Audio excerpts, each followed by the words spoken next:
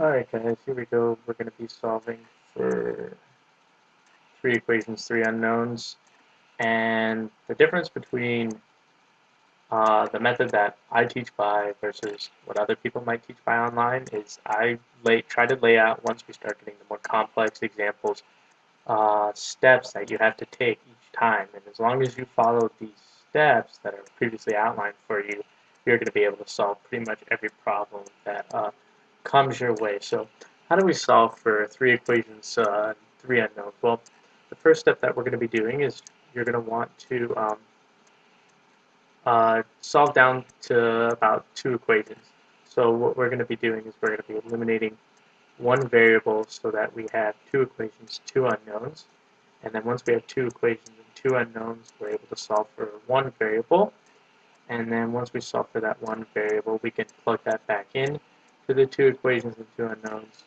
This way, we solve for a second variable, and then we can re-plug it back in the three-variable equation to solve for the actual final variable. So what do we have here? This is our general equation, so let's take it for step one. Alright, I'm just going to scroll down and let me show you guys. I'm going to rewrite this. So, step one, what do we need to do? Well, we have, well, actually, I'll just write it up here, step one, because it's going to be easier because I'm going to show you what to actually do. Alright, so what we're going to want to take for this first one is we're going to want to take the first equation and we're going to multiply it by -2 and then add that to the second equation. So a lot of people will ask, like, how do you know to do this? How do you know that it's -2? What if the equation's more complex and I don't know what to pick? Well, basically, you're just going to have to practice until you actually get to know it, just so you can see the formula. Here, I know I'm trying to get rid of the x value, and it's pretty simple since we have a single variable right here.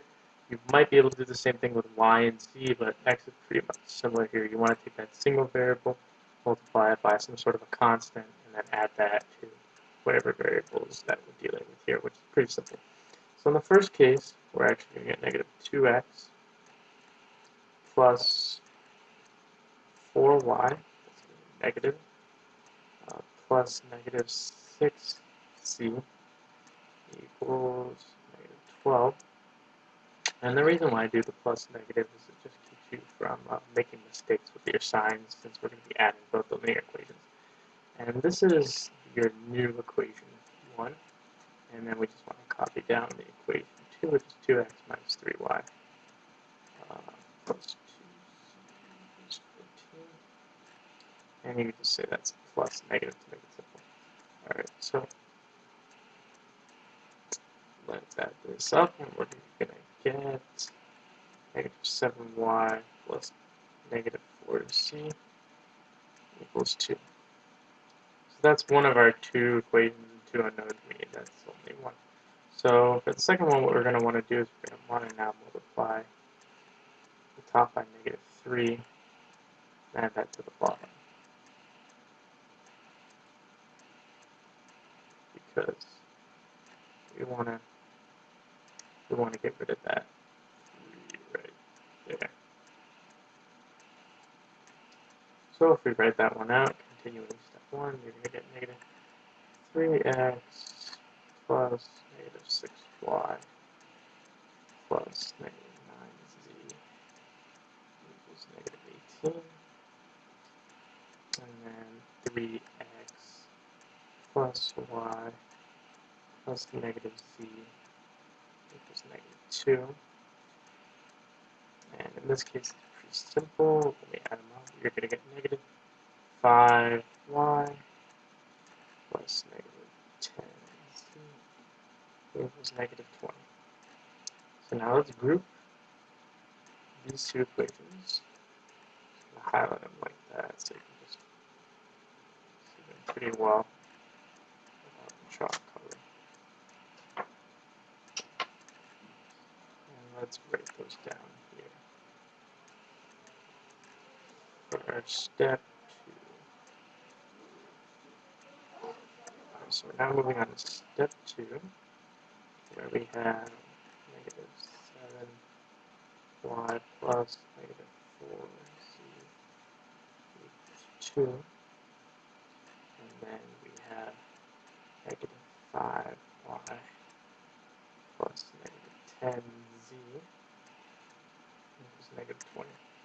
So let's try to simplify this a little bit, because if we're just making it simpler, we want to try to multiply this by 1/5, or you can just say divide everything by 5, and that'll just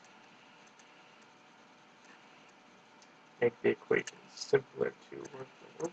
Space there. So we're going to get negative 7y plus negative 4z equals 2, and then when we simplify it, we get y plus 2z equals 4, and just make that negative. Just get rid of all the negatives. And then we can simply multiply this bottom value 7. So let's continue this up here.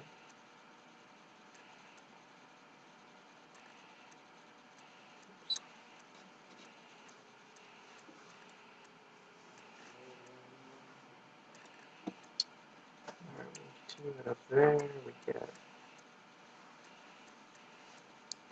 negative 7y plus negative 4z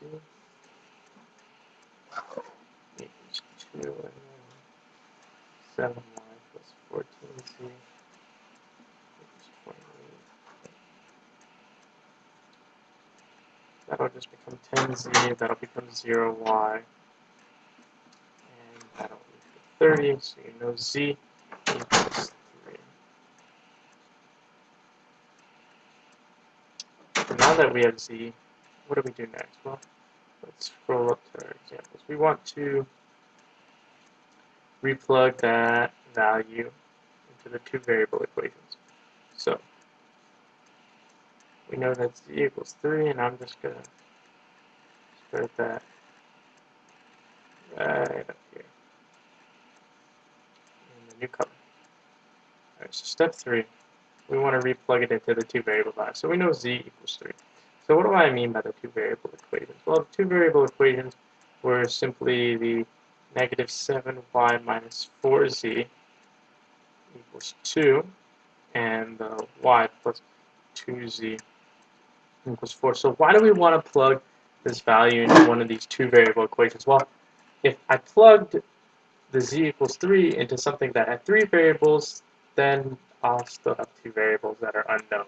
By plugging into the one with the 2 variables, you're simply able to solve quicker. And let's plug the z into that one. It's pretty simple. So we got y plus 2 times 3 is 6 equals 4. Y is going to equal negative 2. I won't bore you with the simple math. Alright, so now we got y equals 2 and z equals 3. So let's look at our step 4. To replug the 2 variables into the 3 variable equation. Alright. And so replug into the 3 variable equation. It becomes pretty simple. Let's take the first equation that we had, which, if you remember, was x plus 2y plus 3z equals 6. And then we can just basically take the values that we had and plug it in. We have z equal to 3, y equal to negative 2. So when you plug those in, you get x plus 2 times negative 2 plus 3 times 3 equals 6. It's pretty simple.